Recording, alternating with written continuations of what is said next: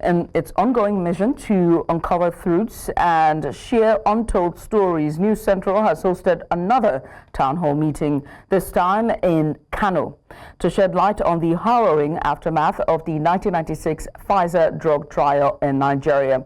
The controversial trial, carried out during a meningitis outbreak, involved nearly 100 Nigerian children, many of whom were enrolled without their families fully understanding the nature of the experiment. While compensations have been paid, the incident has left a profound and enduring impact, eroding trust in Western interventions and contributing to vaccine hesitancy among Nigerians. Now, 29 years later, News Central remains steadfast in its commitment to justice and transparency, bringing together victims and stakeholders to seek genuine answers and accountability. The Nigerian ta Pfizer injection da ake ce mata, to lokacin mafi akasarin most of them lokacin sun rasu, wa'insu sun nakasa, wasu sun daina ji, wasu sun daina gani, wasu kuma sun daina tafiya kwata-kwata. After the injection was given to us, some of those who were given the injection lost their lives. Some became blind, some became deaf, and some could not walk.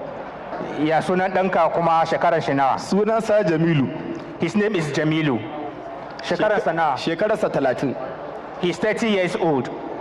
Ƙannansu guda uku duk ne musu aure. He has 3 younger ones and they are all married. To har yanzu ni ne nake masa komai, a yanzu haka pampers ce a jikinsa. Up till now, I am the one doing everything for him. And as he's seated right now, he's wearing diaper. This forum brings together a diverse group of individuals and organizations committed to meaningful dialogue, which is essential in addressing the ongoing challenges faced by the victims and ensuring that justice is served. I am confident that the discussions held today will play a crucial role in finding solutions and fostering healing in our community. As we proceed with this discussion, I kindly request that the outcome of today's engagement be communicated to my ministry for further action. And this will allow us to ensure that the decisions made here today are followed through with the necessary steps to deliver meaningful results for the people of Kano. To be gotten in respect of the issue of Pfizer, and I'm appealing with all stakeholders, be it governmental or non-governmental organizations, to collaborate with the National Human Rights Commission in order to seek redress on behalf of the victims of Pfizer drug test in Kano. The National Human Rights Commission is ready to collaborate with any stakeholder in respect of achieving that desired goal. I want you to understand that me, myself, and I, and the rest of my team at News Central, one of our most important agenda is that those of you who are going through all kinds of troubles, trauma, and tribulation, that we will ensure that you will be listened to and you will be heard. Our intention is to make sure that no Nigerian is ever deemed or thought to be less than any Nigerian, as long as we have the opportunity to give them a voice. The Nigerian military says it's neutralized 6 terrorists during a coordinated operation against Lukarawa terrorists in the Gudu local government area of Sokoto State. The media coordinator for Operation Fansanyama, Lieutenant Colonel Abubakar Abdullahi, who gave the information in a statement, noted that 5 soldiers also lost their lives during the operation. Troops of the Defense Headquarters Special Operations Brigade, who led the operation, recovered several items, including 4 AK-47 rifles, 160 rounds of 7.62 mm special ammunition, and 1 box of 12.7 mm ammunition. The military is now calling on the public to remain vigilant and alert in their communities.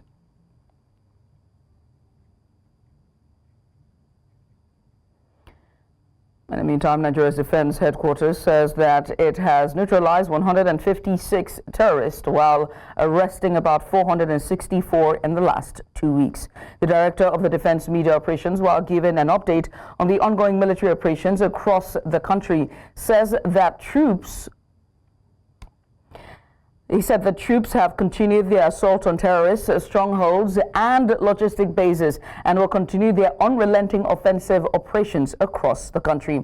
He says much efforts have also been achieved in the war against crude oil theft in the South region.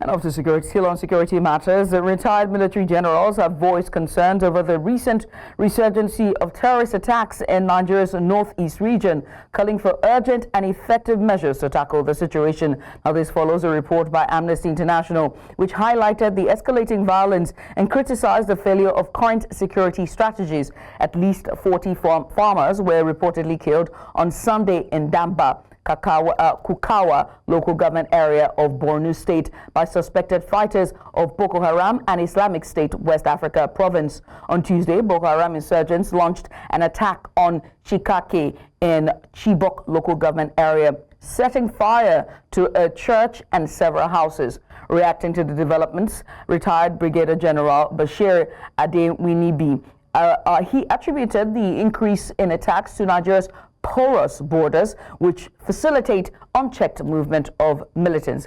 He urged government to bolster border security and cautioned that military action alone without a complementary political solution would fail to deliver lasting results in the fight against terrorism.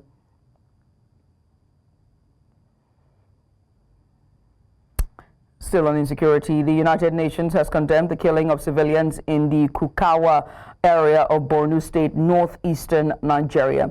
UN's humanitarian coordinator for Nigeria, Mohammed Malik, in a statement described the killing of at least 40 people in the Damba community on the 12th of January 2025 as horrifying.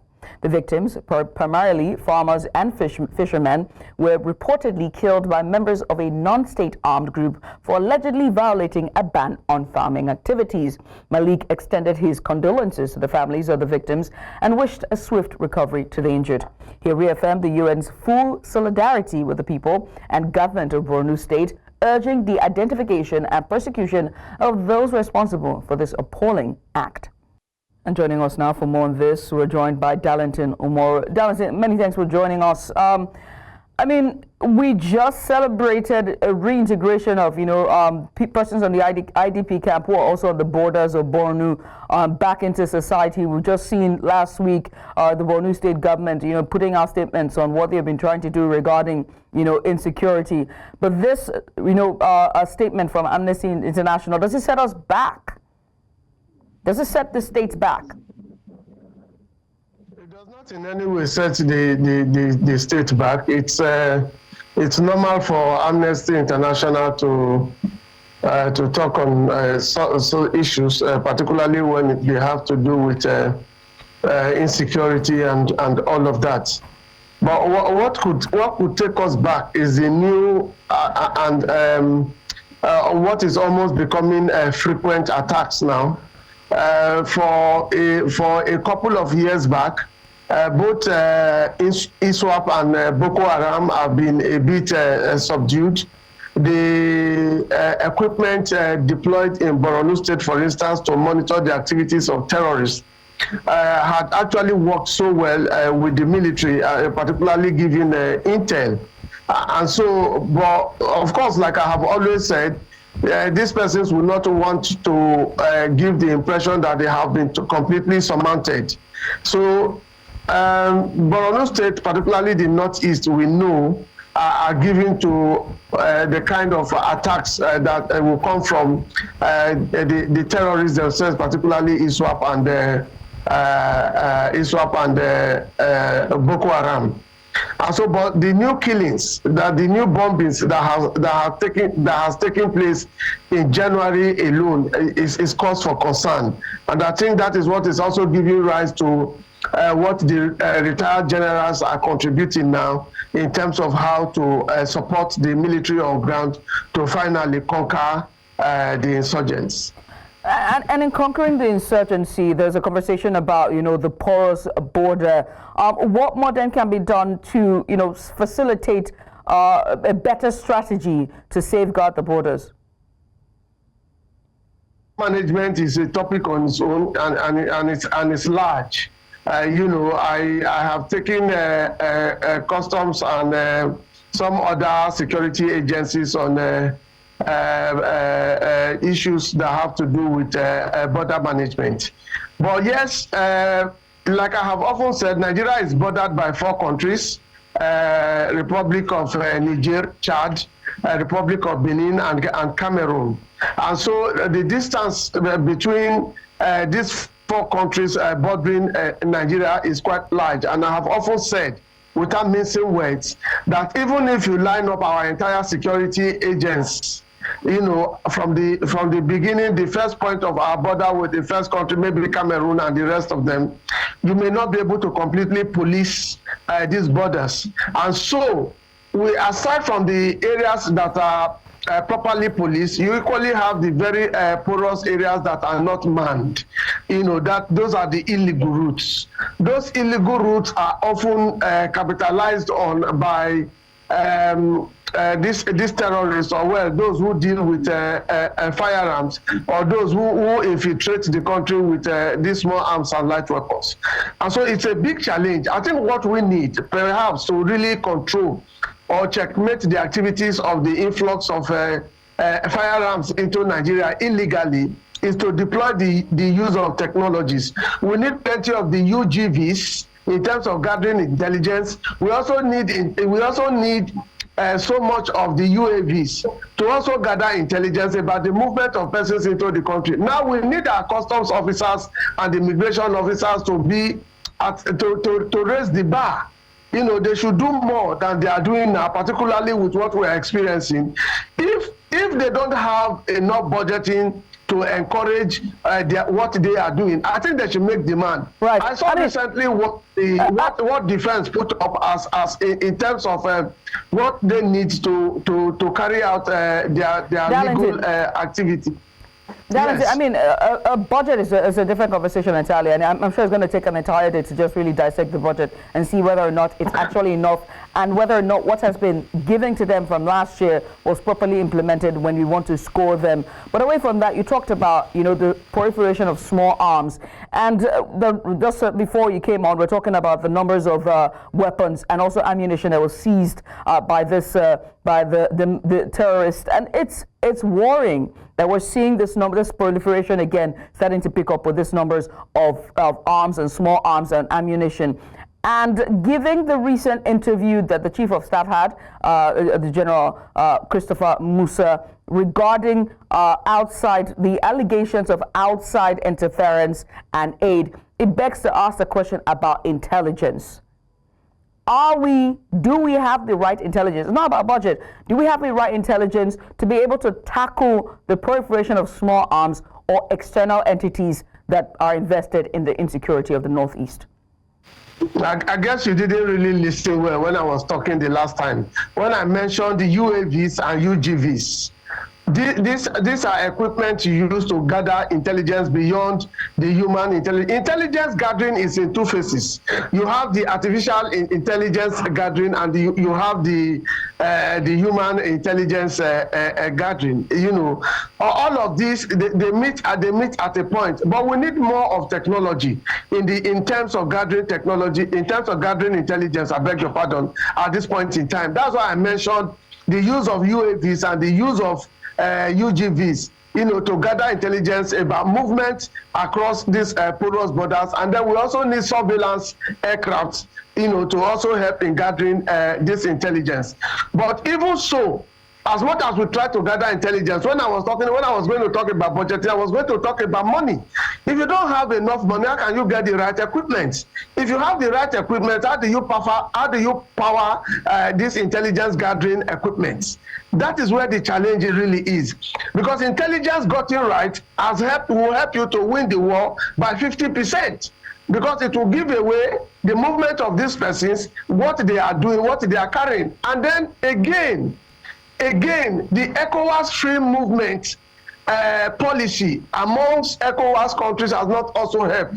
Don't forget that I have often said, I don't know if I've mentioned it here before, that we also have animals grazing from other countries into Nigeria, and these smugglers, or these persons who bring in these small arms, they use all kinds of methodologies, including concealment, to bring in firearms into this country. All right, Darlington. And so, I mean, if you heard me the last time and I asked the question, I'm sure you didn't hear me correctly. I also said that if we're going to talk about the budget, it will also take us an entire day to have this discussion, because it's one thing to request for more money, but it's another thing to implement that money to get us a result. The last money, or the last budget that was allocated to defense, as it yielded the result in terms of what their strategy is and in terms of our insecurity as a whole in Nigeria? Have they achieved what they set out to achieve? What is their target? What is their goal? And have they done that? I am sure that's a conversation for another time. But Darlington Umori, many thanks for doing this with us.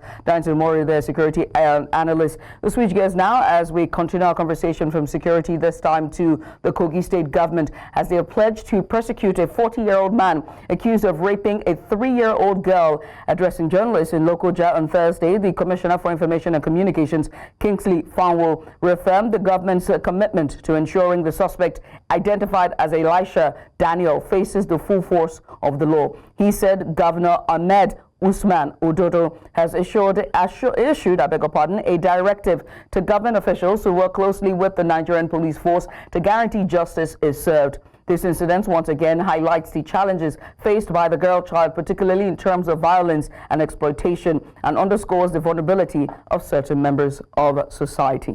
And now to Borno State, or rather to Benue State, where tragedy struck in Okete, a community in the Ihimini local government area of Benue State on Thursday, when a truck crashed into a residential building, killing 9 members of a family.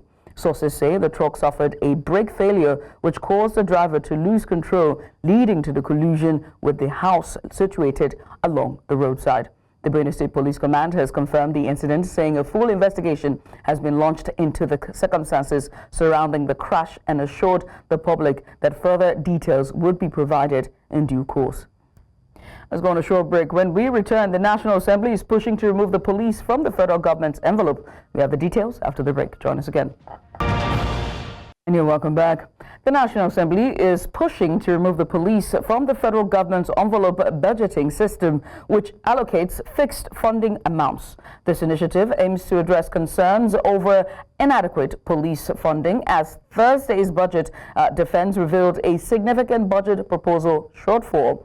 Appearing before the Joint Committee on Police Affairs, the Inspector General of Police, Kayode Egbetokun, highlighted that the current budgetary constraints hinder effective operational planning and service delivery. Lawmakers argued that a more flexible budgeting approach would better support the police in enhancing national security and effective communication. It's very glaring that the police is being grossly underfunded. We are limited by this envelope budget system has limited us. Last year, we argued for the removal of the Nigerian police from the envelope budget system. We didn't succeed with that. We would not have been able to achieve all that we achieved in 2024 if Mr. President has not intervened effectively. A lot of time we have had to go to Mr. President and he has intervened. We have been able to assess some special intervention in the course of our operations in 2024, and that really helped us to deliver on our mandates as much as we were able to do in 2024. You begin to lament. The presentation of the IG is simply the story, tragic story of this country. Consequently, you come to the 2025 that was just introduced, and you look at the police wanted 1.8 trillion. The envelope has said, okay, 1.252 trillion will be given to them. But you now take your phone and try to now convert even the envelope, the demand of the police, into dollars. You now say you have arrived at slightly over $4 million. when I look at this budget, I am worried because the whole world is leaning towards artificial intelligence and using technology for policing. What you have in your entire budget, wallahi, is not enough to implement what you need to police Nigeria. Can you keep quiet down? And I think as a nation, we need to really be serious about these things. You go to the Western world, you go to Dubai, you see everywhere, there are cameras all over the place. You barely see, there are police everywhere, but they're not visible. Technology is more visible than even human beings. Meanwhile, the acting Comptroller General of the Nigerian Correctional Service has called for an increase in the capital component of its proposed budget from about 13 billion naira to 70 billion naira to effectively improve security across its custodial centers around the country. The Comptroller General made this appeal to lawmakers during the budget defense session of the service, saying the additional funds will help modernize custodial facilities, improve security measures, and digitize inmate management. The chairman of the House Committee on Reformatory Institutions assured the service that the House would engage with state governments to prioritize the maintenance of correctional facilities within their states. The service is faced with numerous challenges in capital projects ranging from reconstruction and rehabilitation of deteriorated perimeter walls, decayed cells in almost all the custodial centers, constructed about 80 years and above, the equipment, operational vehicles to convey inmates to and from courts nationwide, among other maintenances. Come to the aid of the service by upscaling the current capital budget proposal of 13,498,187,835 naira to the tune of 70,187,835 only, indicating an increase of 57 billion only. We know too well that a correction service really need a help. Really need a help in the sense that is a part of the national security. But what we are looking at, not where we go our way as a committee members, to make sure that the speaker is not, that the speaker and other leadership made everything possible through appropriation to put something, and it was not utilized properly. President Bola Tinubu has congratulated 6 distinguished diaspora Nigerians named by President Joe Biden among the 400 recipients of the Presidential Early Career Award for Scientists and Engineers in the United States. The prestigious recognition, established by former President Bill Clinton in 1996, is the highest honor bestowed by the United States government on outstanding scientists and engineers in the early stages of their career. This year's awardees, announced by President Joe Biden on January 14th, are employed or funded by 14 participating United States government agencies. The Nigerian honorees include Aziz Butali, Gilbert Lilly Endowed Professor of Diagnostics Sciences, College of Dentistry, University of Iowa; Ijoma Opara, she's an associate professor, of Public Health, Social and Behavioral Sciences, Yale School of Public Health, Yale University; Oluwatomi Akindele, postdoctoral researcher at Lawrence Livermore National Laboratory. There's Eno Ebong, he's an associate professor of chemical engineering, bioengineering, and biology at Northeastern University. There's Oluwasami Koyejo, assistant professor of computer science at Stanford University. Abidemi Ajiboye, executive vice chair of the Case School of Engineering, Department of Biomedical Engineering, Case Western Reserve University.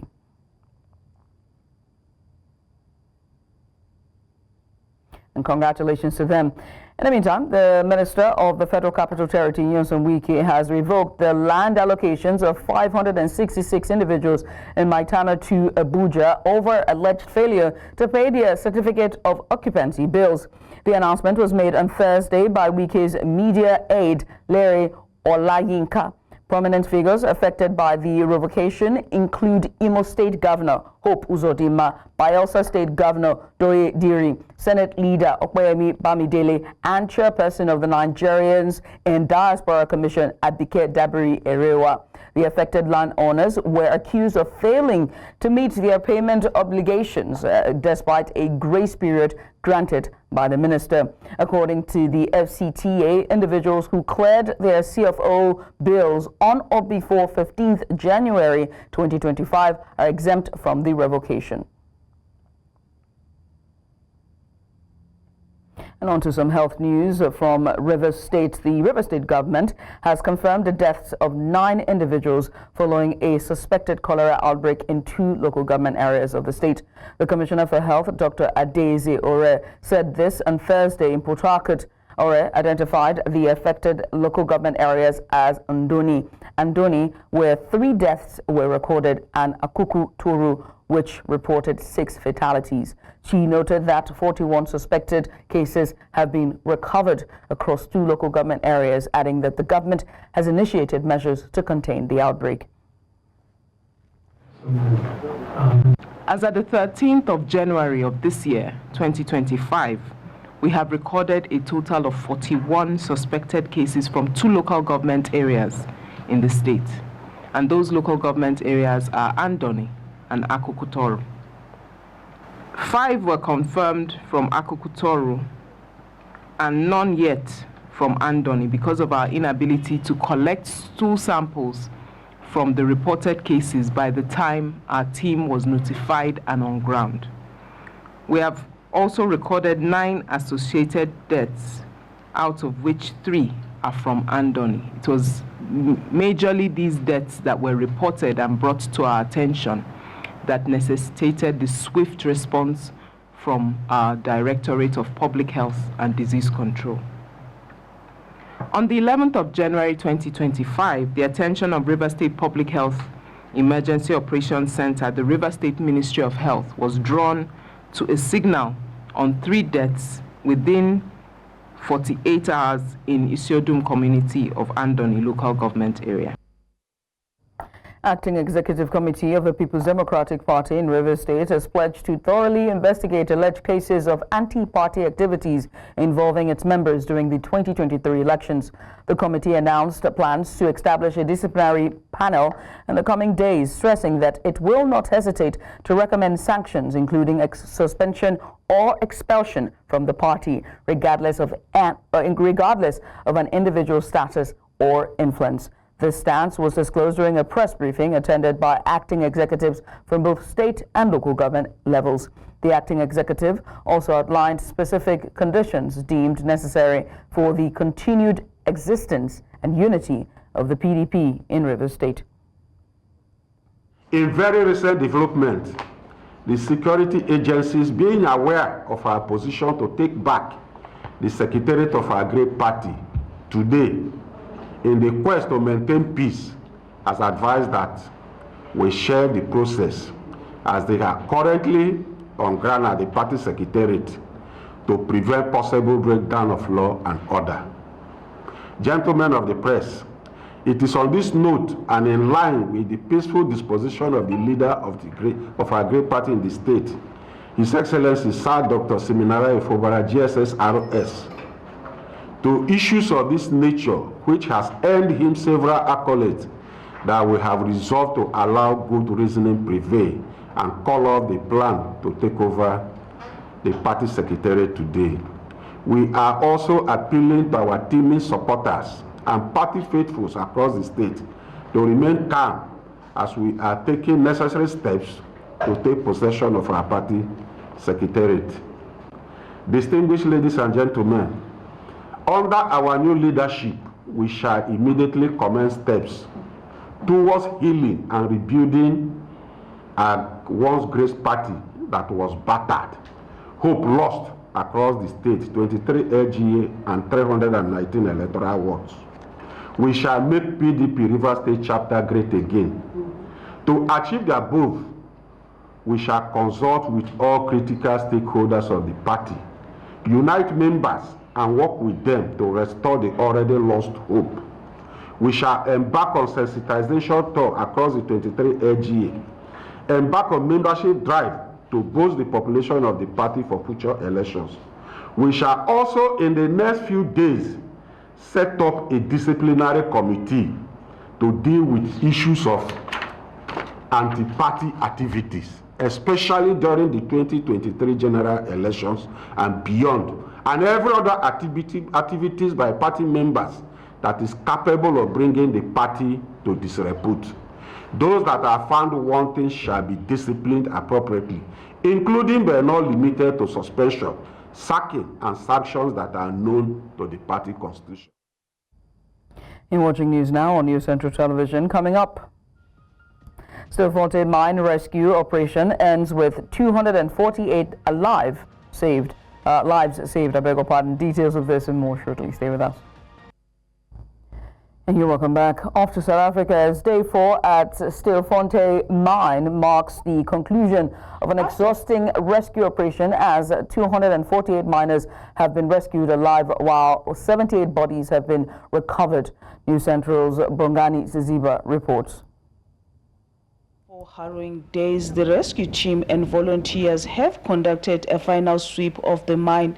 They reported no signs of life remaining underground. There are no longer people alive or corpses that are still underground to be extracted. We consulted with the mine rescue services. The focus now shifts to identifying the deceased. Authorities face a daunting task as many of the bodies recovered are believed to be of foreign nationals with little to no means of identification. As you are all aware that those who are deceased, they were not documented, so they did not have any particulars on them. I don't want to believe that all of them are Zimbabweans, but we want to make sure that we identify and satisfy ourselves as to who are Zimbabweans among those who are deceased. This tragic event exposes alarming issues within the mining industry regarding not only safety but also circumstances surrounding illegal mining. The human rights organizations also has a case of negligence against the government, demanding accountability for the deaths of the miners. I think the question of accountability is important. Accountability is foundational in our constitutional democracy. At this stage, I think multiple parties can be held responsible and should be held responsible for this crisis. However, the government denies any culpability, placing the blame on the alleged kingpins who recruited these individuals under false pretenses. The blame should be on those kingpins that have recruited these illegal miners to come and operate here. They should be charged with the murders of these illegal miners. According to police investigations, these individuals were often forced underground, lured by promises of employment that never materialized. We do have information that people were recruited here under false job pretenses, so they need to answer. No one is asking where the kingpins, who is behind the recruitment of these illegal miners. Plans are now underway to permanently close the Stillfontein mine shaft 11, a stark reminder of the dangers that lurk beneath the surface. While the crisis may have ended here, the families and communities' questions and demands for justice are just beginning. In Stillfontein mine, Northwest Province, for News Central, I am Bongani Ziziba.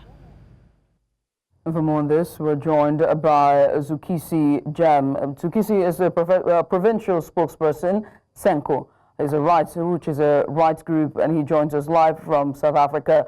Suzuki, Zukisi, many thanks for joining us. We appreciate you for doing this with us.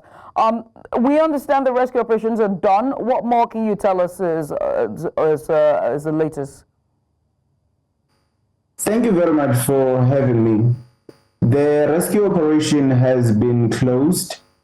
And the only thing that really gives us, comforts in terms of the report we got with regards to what is happening underground is the fact that at least the people who were going down underground with the cage, it's our own volunteers. So they came back and told us that at least in shaft number 11, there are no more dead bodies left, only, body parts like arms and limbs and heads that are left there. But there is still a huge question mark though, as to what exactly is going to happen to those bodies who are in shaft number 10? Because we have a huge number of bodies which are still left in shaft number 10. But the problem with shaft number 10 is that it would be difficult even for the cage to be lowered there. So the government does not seem to have a plan or is not even bothered by the fact that we still have bodies that are left in shaft number 10. That is our biggest concern at this present moment. And yesterday, the police spokesperson said there are kingpins who have been working alongside the miners and are the ones who should be held accountable, not the government. I mean, what are your thoughts on this? Their conspiracy theories are very interesting. I'm saying conspiracy theories because, in a sense, that our volunteers took literally everyone underground and they did not see any kingpins. That's number one. Our volunteers went underground. They did not see any heavily armed kingpins, as it has been said. They did not even see a single gun underground. Yet the SAPS is obsessed with this issue of kingpins, which they cannot really give us evidence to say these are the kingpins. But also, what we need, or what we noted, or we took note of yesterday from the very same SAPS, is the fact that they told us that in dealing with what they regard as criminality, you then kill criminals. I'm saying this in a sense that they agreed themselves that they stopped the circulation or the supply of food and water to the mine, to these illegal mine workers. And we've got autopsy reports which are then saying those people died from starvation, which then by implication means the fact that the supply of food was cut off by police led to their death. And the police are actually adamant and very brave to actually tell us that they had to stop the food supply in stopping criminality. By implication, that means they resorted to killing criminals in stopping criminality. And let's just talk about, finally, the rescue. Are you, as one of the community members, satisfied that there are no more people or even bodies underground? And what's next when it comes to identifications of this body? We saw doing the report from our reporter there, Bongani, saying that there needs to be identification and those who are Zimbabweans and those who are South Africans. Your take? We are going through that process together with the community, and we welcome even those who are coming from our neighboring countries, such as Zimbabwe and Mozambique, the affected countries, who are coming here requesting to be assisted with identification of their own bodies. We are busy trying to give support to the families of the deceased, and as I have said already, we will be giving even assistance even to those who come from our neighboring countries, so that at least they get an opportunity to bury their loved ones. I must say thank you so much, Zukisi, for taking out the time to join us today.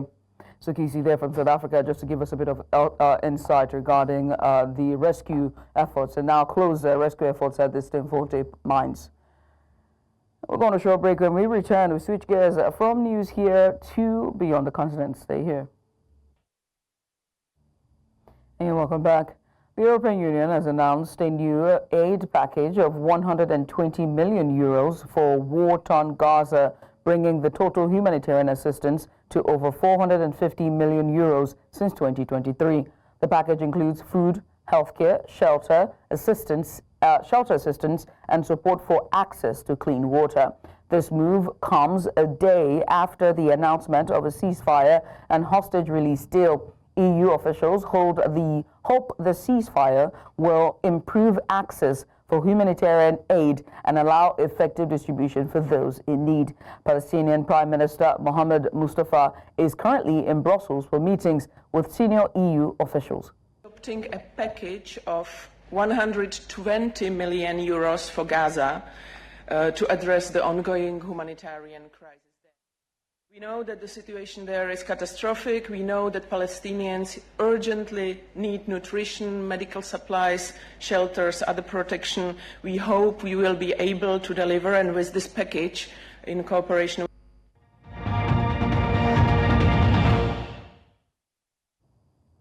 More than 200 aspiring footballers aged between 16 and 19 years old showcased their skills during the 3-day development camp and talent showcase in Lagos. The camp offered professional coaching, skill refinement, and invaluable exposure to scouts from international clubs. Led by former Liverpool and Newcastle United star Daniel Giri, alongside Vision Football CEO Conor Tego and Talent Locker General Manager Issa Lawal, the event highlighted the exceptional potential of Nigerian players, as well as the nation's reputation as a hub of raw football talent. We've worked really hard, and again, there's one or two players that we really like, that we will send their profiles and send their details on to scouts, agents, clubs that we have relationships with. And the aim is to get these boys an opportunity to go on trial. From the both cities, you can see that there's an amazing amount of talent. So we've seen the skillful, the quick, the fast, the physical, all come out and show their talent. So it's been an extremely high standard. And that's all we can take at this hour. But before we go, let's take another look at some of the major stories. Victims of Kano Pfizer drug trials seek compensation 28 years later. And President Tinubu celebrates 6 Nigerians on Biden's list for presidential award. And off to South Africa, where rescue operations on Stillfontein mine ends with 248 lives rescued. Now remember that you can watch News Central live on DSTV channel 422. Find us on Star Times, we're channel 274. We're also on Avo TV, or stream us live on YouTube. Many thanks for watching. I am Judith at TV. Bye for now.